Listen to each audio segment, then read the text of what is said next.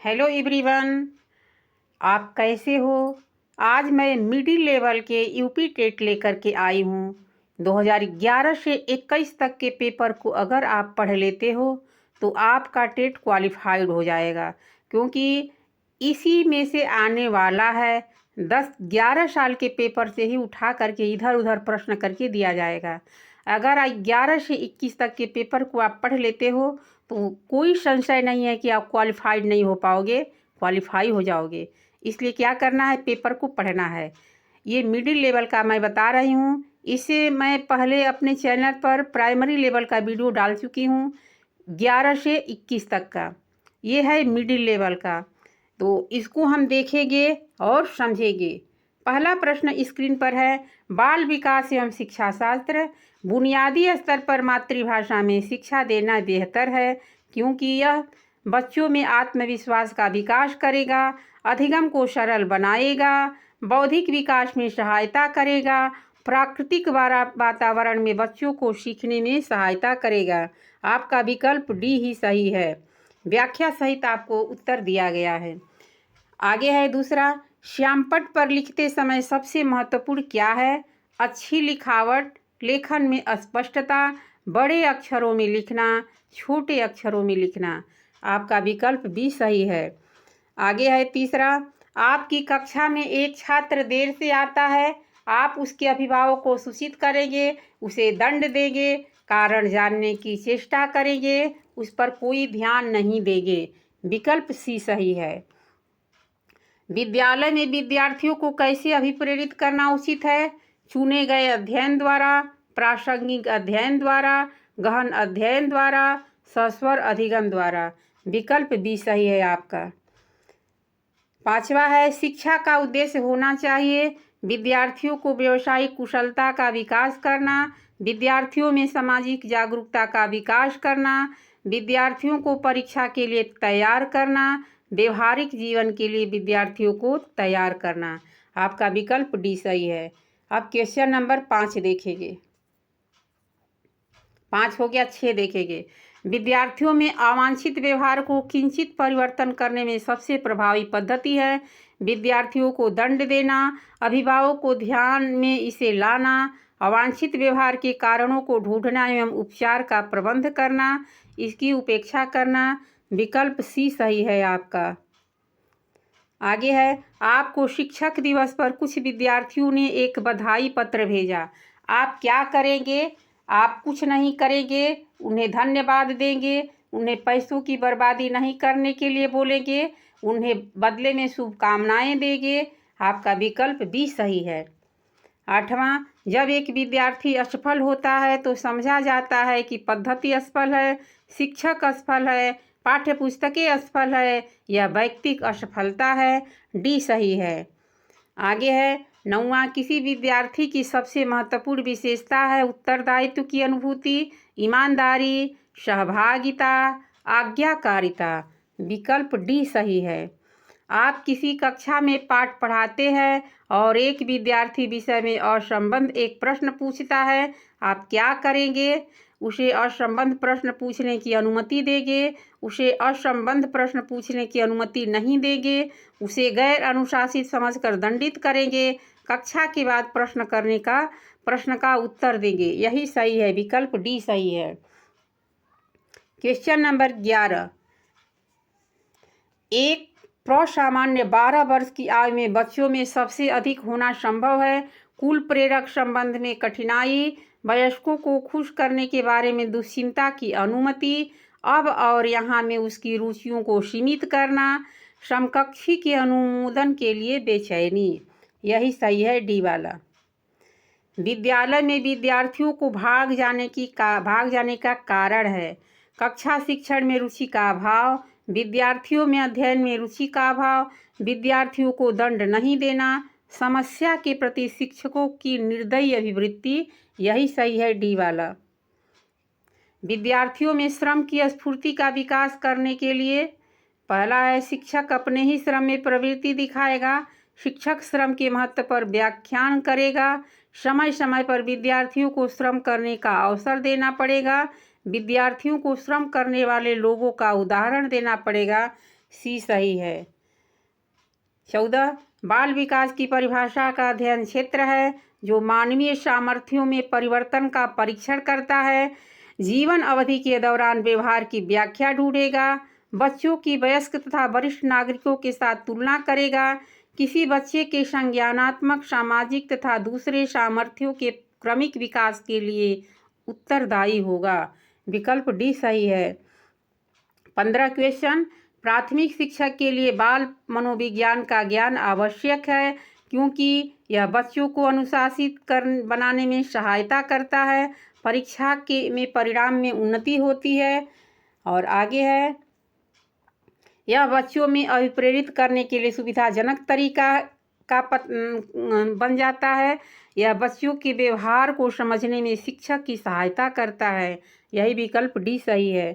16 question मानवीय मूल्यों जो प्रकृति में सार्वजनिक है के विकास का अर्थ है मतारोपण, अंगीकरण, अनुकरण, अभिव्यक्ति। विकल्प बी सही है। 17 क्वेश्चन अपने विद्यार्थियों को समझने के लिए एक शिक्षक में अच्छी जानकारी होनी चाहिए। बाल मनोविज्ञान की बच्चों को समझने की प्रवृत्ति की, विषय वस्तु के प्रति विद्यार्थियों के मत की, उपरोक्त सभी की। डी सही है, सभी की आवश्यकता है। क्वेश्चन नंबर 18 निम्न में से किस स्तर में बच्चे अपने समकक्षी वर्ग के सक्रिय सदस्य बनते हैं? किशोरावस्था, वयस्कावस्था, प्राक बाल्यावस्था, बाल्यावस्था। डी सही है, बाल्यावस्था। क्वेश्चन नंबर 19 मनोचित्रण का संदर्भ है अर्थग्राह्यता को बढ़ाने की एक तकनीकी, जोखिम भरे कार्य के लिए कर्म योजना, मन का चित्र खींचना, मन के प्रकार का अन्वेषण। यही सही है, डी वाला। 20 क्वेश्चन प्रतिभाशाली होने का संकेत निम्न में से क्या नहीं है? नहीं है पर ध्यान देना है, नहीं निगेटिव पूछा है। विचारों में सृजनात्मकता, दूसरों के साथ लड़ना, अभिव्यक्ति में अनूठापन, कौतूहल। यही लड़ना वाला सही है, निगेटिव का निगेटिव उत्तर लड़ना सही है। विकल्प बी सही है। आगे है क्वेश्चन नंबर 21 बालिका शिक्षा को महत्व देना उचित है क्योंकि बालिकाएं बालकों से अधिक बुद्धिमती होती है, बालिकाएं बालकों से अल्पसंख्यक होती है, अतीत में बालिकाओं को बुरी तरह से विभेदित किया जाता है, किसी सामाजिक परिवर्तन के नेतृत्व में केवल बालिकाएं ही समर्थ होती है। यही सही है, डी वाला। 22 क्वेश्चन समन्वित शिक्षा की सफलता निर्भर करती है समुदाय के समर्थन पर, पाठ्यपुस्तक की उत्कृष्टता पर, शिक्षण अधिगम वस्तु की गुणवत्ता पर, शिक्षकों में अभिवृत्तिगत परिवर्तन पर। ए सही है, समुदाय के समर्थन पर। 23 अधिगम से संबंधित किसी विद्यार्थी की समस्याओं का सबसे अच्छा उपचार है कठोर परिश्रम का सुझाव, ग्रंथालय में निरीक्षित अध्ययन, निजी शिक्षण का सुझाव, निदानात्मक शिक्षण। यही सही है, डी वाला। 24 एक शिक्षक विद्यार्थियों की अनुप्रेरित कर सकता है। शिक्षक विद्यार्थियों को अनुप्रेरित कर सकता है पुरस्कार देकर, सही मार्गदर्शन कराकर, उदाहरण देकर, कक्षा में भाषण देकर। बी सही है, सही मार्गदर्शन देकर। यदि कोई विद्यार्थी आपका सम्मान नहीं करता है तो आप उसकी उपेक्षा करेंगे, परीक्षा में कम अंक देंगे, उसके अभिभावक से बात करेंगे, उसे डांटेंगे। सी हो जाएगा, विद्यार्थी द्वारा शिक्षक को सम्मान न देने पर विद्यार्थी के व्यवहारिक समस्याओं का पता लगाएंगे, उसके अभिभावकों से बात करके समस्या समाधान करेंगे। क्वेश्चन नंबर 26 शिक्षण का सत्तावादी स्तर है शिक्षक केंद्रित, छात्र केंद्रित, प्रधानाध्यापक केंद्रित, अनुभव केंद्रित। ये सही है, शिक्षक केंद्रित। अब ये सत्तावादी नहीं रह गया है, ये बाल विकास हो गया है। अब क्या रहेगा? बाल केंद्रित।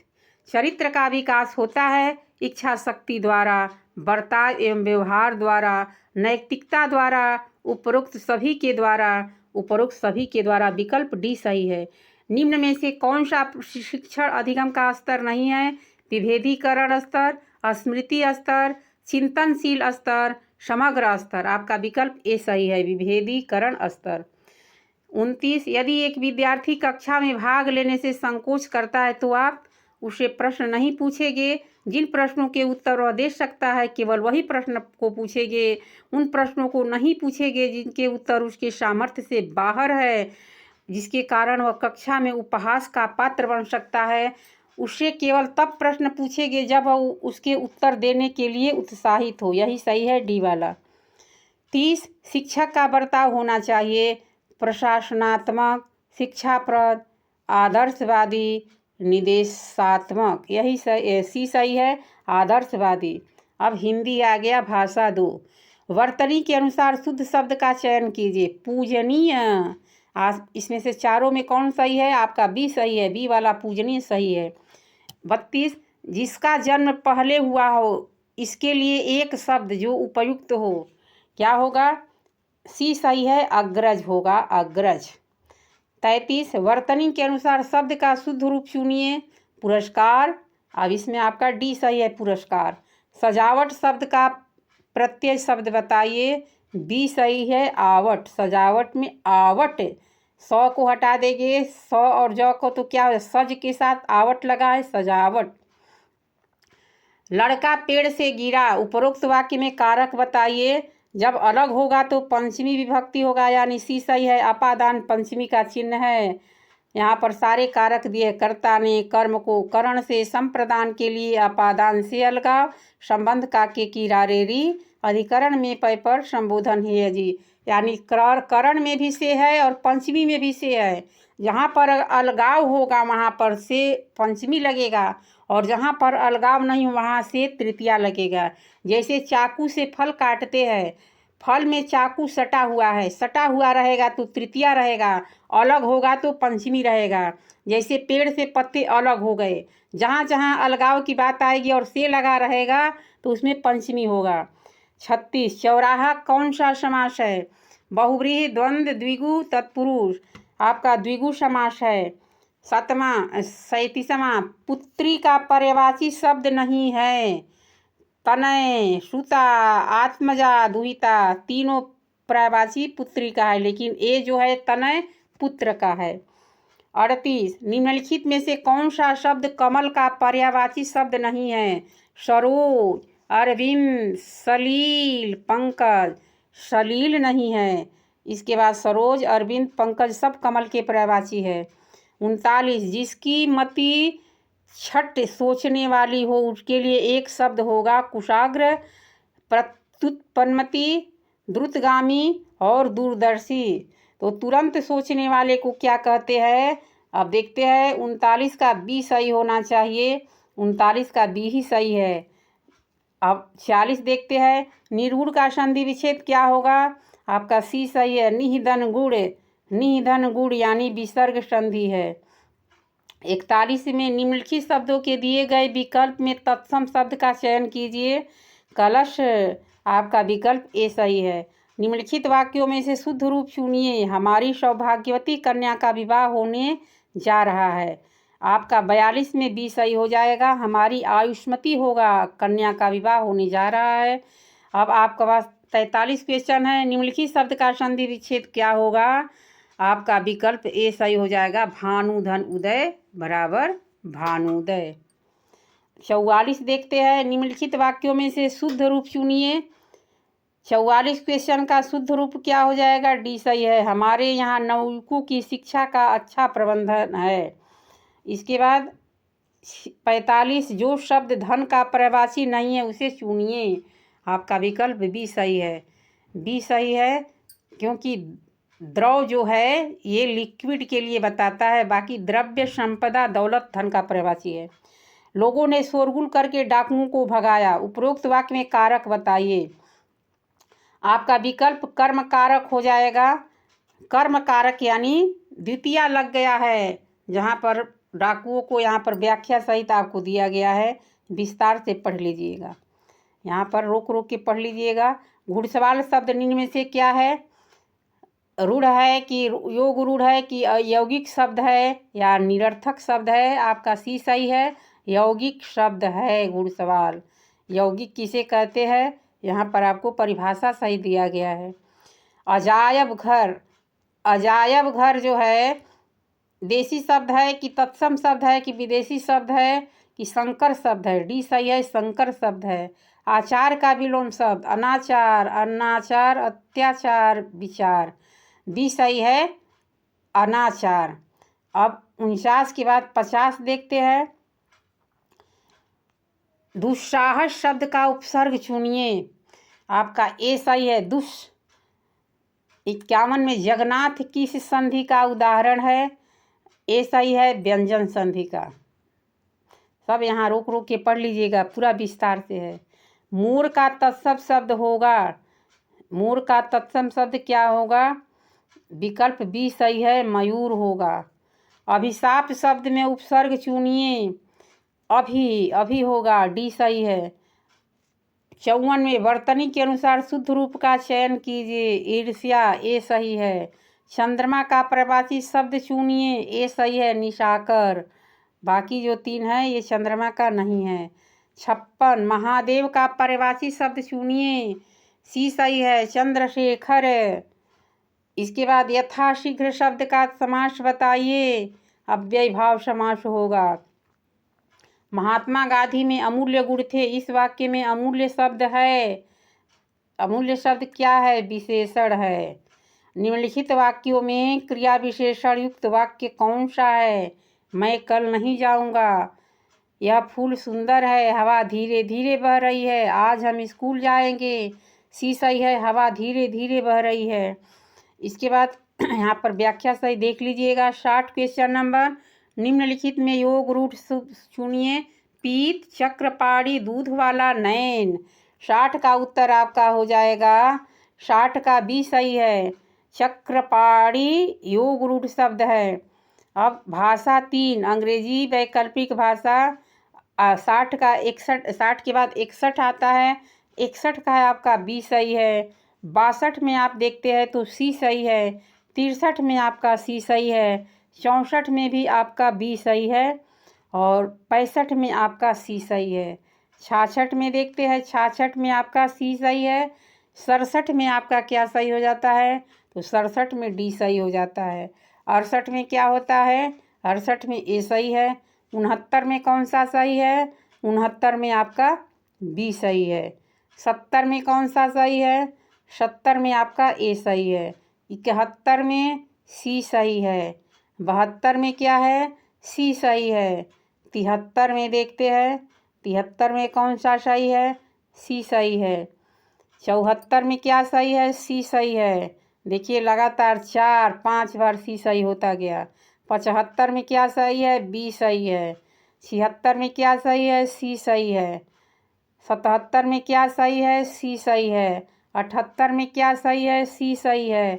79 में क्या सही है? सी सही है। अब इस साल के पेपर को अगर जिन बंदे ने सी लगाया होगा उसका कितना सही हुआ होगा? तुक्का मार लिया होगा। 81 में बी सही है। 82 में सी सही है। 83 में डी सही है। 84 में बी सही है।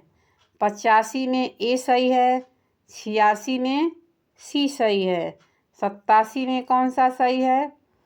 87 में डी सही है। 88 में ए सही है। 89 में सी सही है। 90 में डी सही है। अब भाग 4 सामाजिक अध्ययन। केले और अनानास मुख्यतः उगाए जाते हैं। कौन सा विकल्प सही है? ए सही है। 92 में कौन सा सही है? 92 का भी आपका ए सही है। 93 में कौन सा सही है? 93 में आपका डी सही है। निम्न में से कौन से जुड़वा नगर है? हैदराबाद तथा सिकंदराबाद। 94 में सबसे अधिक मात्रा में केसर मिलता है उत्तर प्रदेश में कि जम्मू कश्मीर में कि केरल में कि असम में? जम्मू कश्मीर में केसर मिलता है। भारत के संविधान द्वारा कितनी भाषाएं स्वीकृत है? 22 भाषाएं। असम के काजीरंगा नेशनल पार्क का आकर्षण कौन सा प्राणी है? गैंडा है। वह स्थान जो किसी समय फ्रांसीसी उपनिवेश था अब अरविंद आश्रम की मंजिल है, कौन सा है? पांडिचेरी है।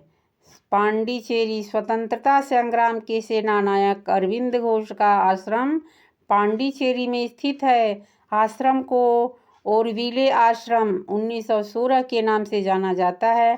पांडिचेरी पूर्व में फ्रांसीसी उपनिवेश था जिसकी स्थापना सन 1928 में हुई थी।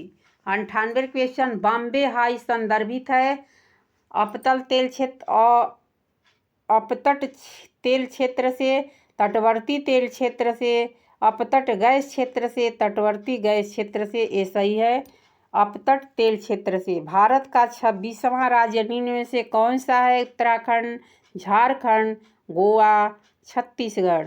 आपका छत्तीसगढ़ हो जाएगा। ये 2000 में हुई थी, 1 नवंबर 2000 में। उत्तराखंड भारत का 27वां राज्य बना 9 नवंबर 2000 को, तथा झारखंड भारत का 28वां राज्य बना 15 नवंबर 2000।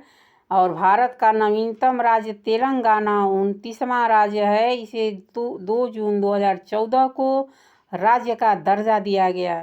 क्वेश्चन नंबर 100, निम्न में से कौन सी नदी का उद्गम भारत में नहीं है? कावेरी, नर्मदा, ब्रह्मपुत्र, गंगा। कौन सी नदी का नहीं है?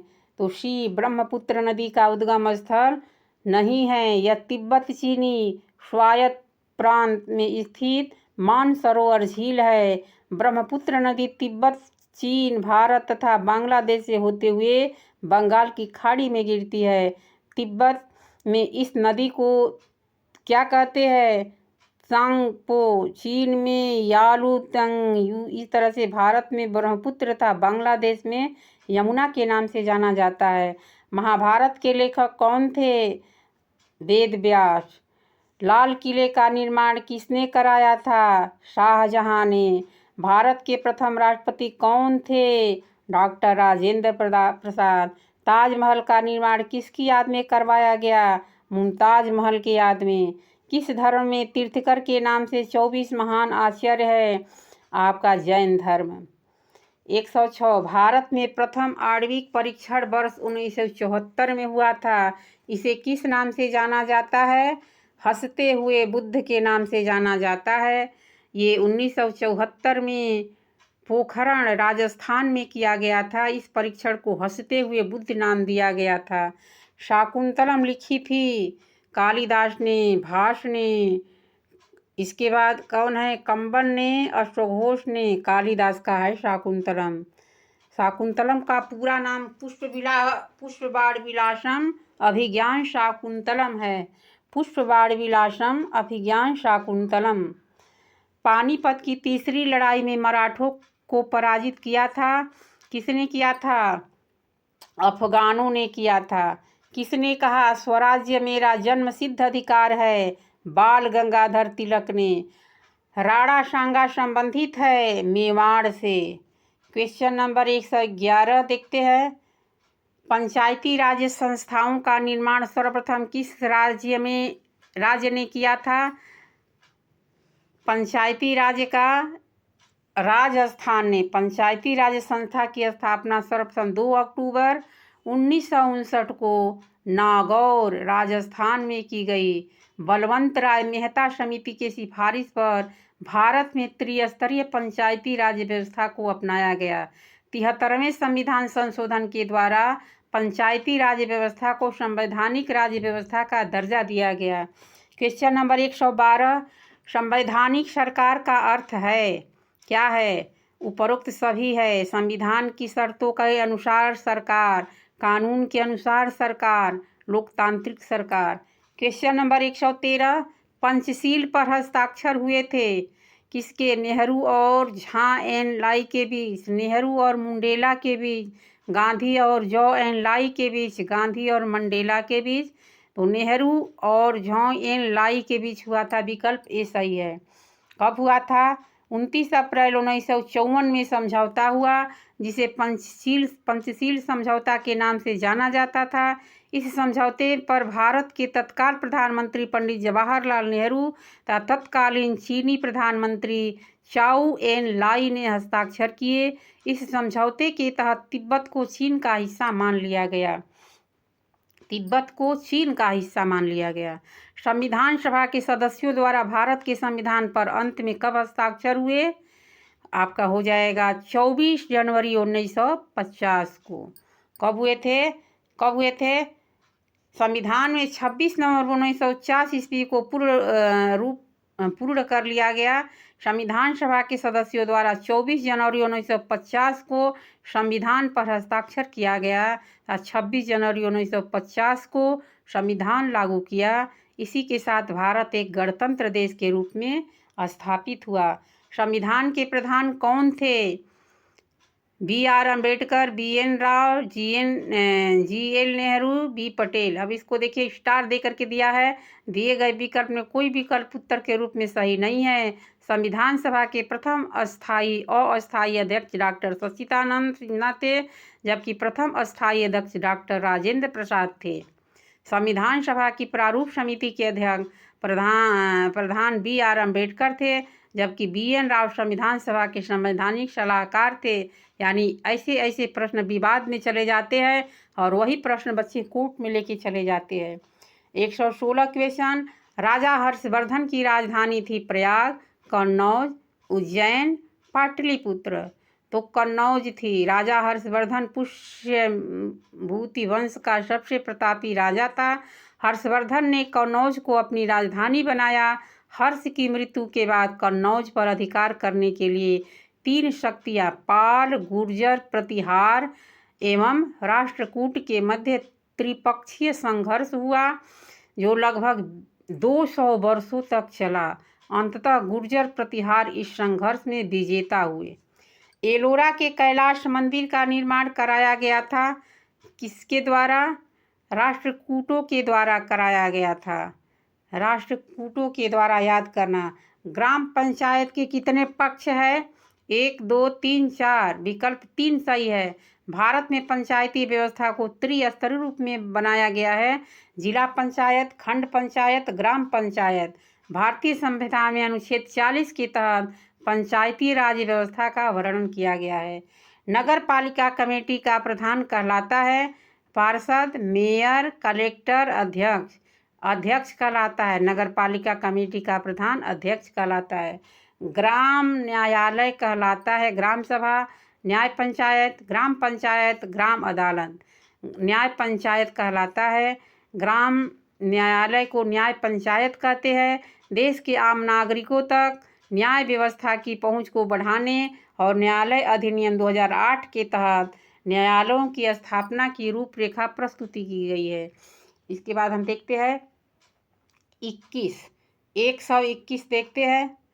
सूर्य के चारों ओर किसी उपग्रह का मार्ग कहलाता है इसका परिभ्रमण, कक्षा, प्रचक्रण। सी सही है, कक्षा। सूर्य के चारों ओर सभी ग्रह चक्कर लगाते हैं। ग्रहों द्वारा जिस पथ पर सूर्य के चारों तरफ चक्कर लगाते हैं वह कक्षा कहलाता है। प्रत्येक ग्रह का कक्ष एक निश्चित पथ होता है। Question number 122। पृथ्वी के सबसे निकटतम खगोलीय पिंड है? क्या है? चंद्रमा है। भूमध्य रेखा नहीं गुजरती है। कहाँ से? उत्तरी अमेरिका से होकर भूमध्य रेखा नहीं गुजरती है। बाकी दक्षिणी अमेरिका से होकर गुजरती है, अफ्रीका से होकर गुजरती है, लेकिन उत्तरी अमेरिका से नहीं गुजरती है।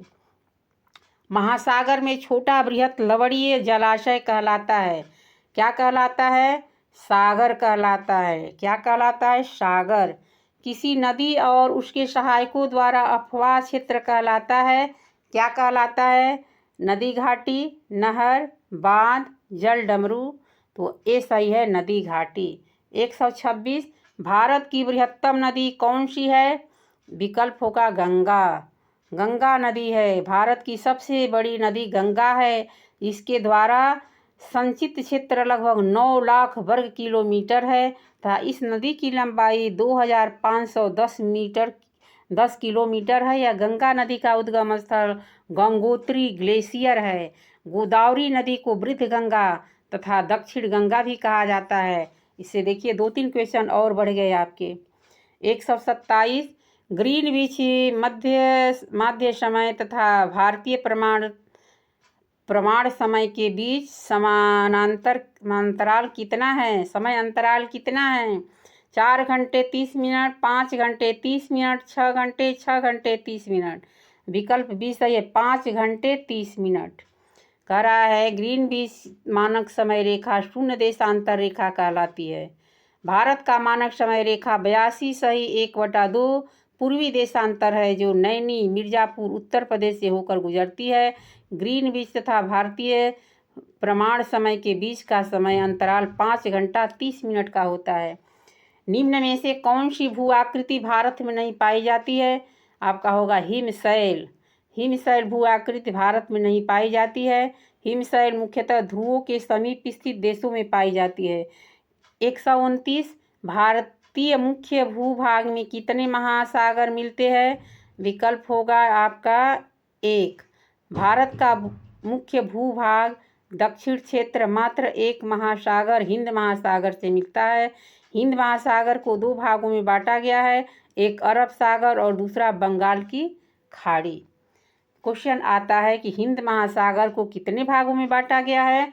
तो 2 भागों में बांटा गया है। कौन कौन? एक अरब सागर और दूसरा बंगाल की खाड़ी। अब आगे क्वेश्चन 130 शांत घाटी किस राज्य में स्थित है? विकल्प होगा केरल में। शांत घाटी केरल राज्य के पलक्कड़ जिले के नीलगिरी में स्थित है। यह घाटी जैव विविधता की दृष्टि से बहुत ही महत्वपूर्ण स्थान है। आगे है 131 गौतम बुद्ध ने पहला प्रवचन दिया था, कहाँ दिया था? प्रयाग में, लुम्बिनी में, गया में, सारनाथ में। डी सही है। गौतम बुद्ध ने ज्ञान प्राप्ति के बाद अपना पहला प्रवचन उपदेश सारनाथ में दिया था। यह घटना धर्म चक्र प्रवर्तन के नाम से जाना जाता है। सारनाथ में ही गौतम बुद्ध ने बौद्ध संघ का निर्माण किया। सारनाथ को पूर्व में ऋषिपत्तनम तथा मृगदाव के नाम से जाना जाता था। 132 अंतिम मौर्य शासक कौन था? बिंदुसार था कि चंद्रगुप्त मौर्य था कि देववर्मन था कि बृहद्रथ था? 132 का उत्तर हो जाएगा डी। मौर्य वंश का अंतिम शासक बृहद्रथ था, जिसकी हत्या उसका सेनापति पुष्यमित्र शुंग द्वारा कर दी गई तथा उसने शुंग वंश की स्थापना की। प्राचीन रोम कब गणतंत्र हुआ था? उत्तर होगा 6 ईसा पूर्व। 34 सिंधु घाटी सभ्यता की लिपि है, कौन सी है? अवाचनीय लिपि। सिंधु घाटी सभ्यता की लिपि अवाचनीय लिपि है। सिंधु घाटी सभ्यता की लिपि तो मिली है परंतु उसका वचन अभी तक नहीं हो पाया, इसलिए इसे अवाचनीय कहा जाता है। लिपियों के लिखावट के आधार पर हड़प्पा लिपि के बेस्रोफेलोन में भी कहा जाता है। 135 हड़प्पा के लोग प्रयोग करना नहीं जानते थे। क्या नहीं जानते थे? लोहे का प्रयोग करना नहीं जानते थे। हड़प्पा के लोगों को लोहे धातु की जानकारी नहीं थी। जो हड़प्पा काल में मुख्य धातु कांसा किसे कहते हैं? टीन और तांबा को मिलाकर के जो बनता है उसे कांसा कहते हैं। टीन और तांबा, इसलिए इसे कांस्यानुरील सभ्यता भी कहा जाता है। कांस्ययुगीन क्या कहा जाता है? कांस्ययुगीन सभ्यता भी कहा जाता है।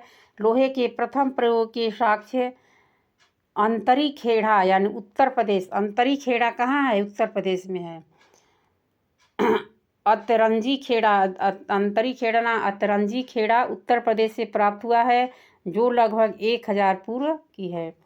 शक काल की शुरुआत कनिष्क ने की थी, किस सन में? तो 78 ईस्वी में। भारत के प्रथम ब्रिटिश गवर्नर जनरल कौन थे? तो विकल्प में आपका स्टार दे दिया है। दिए गए विकल्प में कोई उत्तर सही नहीं है। भारत का प्रथम British governor general Lord William Bentinck था, जबकि वॉरेन हेस्टिंग्स 1774 को बंगाल का गवर्नर जनरल नियुक्त किया गया। लॉर्ड क्लाइव बंगाल का प्रथम गवर्नर जनरल था। आपके उत्तर के अनुसार क्या होगा? Lord Clive. क्या हो जाएगा? भारत के प्रथम ब्रिटिश गवर्नर जनरल पूछ रहा है, ये बंगाल का है, इसलिए आपका इसमें कोई उत्तर नहीं है। अब 138 देखते हैं, किस क्षेत्र में अंग्रेज अधिकरण के कारण सिपाही विद्रोह हुआ? अवध, बंगाल, मैसूर, दिल्ली। आपका पहला विकल्प है लॉर्ड डलहौजी द्वारा अवध का अधिग्रहण कर अंग्रेजी राज्य में विलयन करना उसकी सबसे बड़ी भूल थी। 139 स्वतंत्र होने पर भारत एक रियासत बन गया था। रियासत का दर्जा किस वर्ष खत्म हुआ? 1950 में खत्म हुआ। 1950 में। स्वतंत्र भारत के अंतिम गवर्नर जनरल कौन थे? तो आपका हो जाएगा जवाहरलाल नेहरू, सी राजगोपालाचारी। कौन थे? सी राजगोपालाचारी अंतिम गवर्नर जनरल थे। असम का प्राचीन नाम है, क्या नाम है? तो कामरूप नाम है। क्या नाम है? कामरूप। 142 दिलवाड़ा मंदिर उदाहरण है, किसका है? जैन स्थापत्य के। 143 चाणक्य को किस नाम से भी जाना जाता है? तो विष्णुगुप्त के नाम से भी जाना जाता है। अब 144 देखते हैं। औषधि से किसका संबंध नहीं है? भास्कराचार्य से का संबंध नहीं है। धन्वंतरी, चरक, सुश्रुत ये सब क्या है? ये वैद्य थे। इन सब का औषधि से संबंध था, लेकिन भास्कराचार्य ये वैद्य नहीं थे। 145 भारत के राष्ट्रपति को उसके कार्यकाल से हटाया जा सकता है? डी, संसद द्वारा। 146 भारत में राज्यों की संख्या कितनी है? 29। आर्य समाज की स्थापना किसने की थी? स्वामी दयानंद ने। किसकी सलाह पर राज्य मंत्री परिषद की नियुक्ति होती है? अब स्टार लगाया है, राज्यपाल, सामान्य विधानसभा, यानी इसमें आपका उत्तर नहीं है। 49 मौर्य समाज का संस्थापक कौन था? चंद्रगुप्त था। फाहियान ने किसके शासनकाल के दौरान भारत का दौरा किया था? सी, चंद्रगुप्त द्वितीय के समय।